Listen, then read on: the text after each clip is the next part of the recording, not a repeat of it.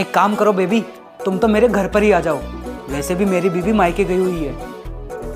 हाँ ठीक है। आज पहली बार बिना बताए आई हूँ, छोटा सा सरप्राइज तो बनता है।